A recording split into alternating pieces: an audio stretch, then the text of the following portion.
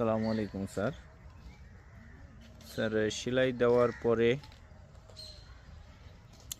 এখন স্যার খাবার খাচ্ছে, বাট উঠতেছে না, একই জায়গায় বসে আছে। আমরা যেখানেই রেখেছিলাম স্যার ওইখানেই আছে। সেলাই দেওয়ার পরে খাবার খাচ্ছে, বাট কোনো ওঠার জন্য সেরকম কোনো চেষ্টা করতেছে না।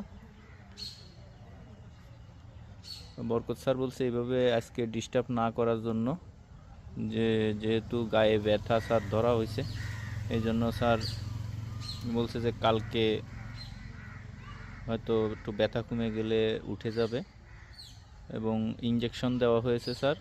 আর কালকে থেকে কলার ভিতরে ওষুধ দিয়ে খাওয়াবো স্যার। আসসালামু আলাইকুম স্যার।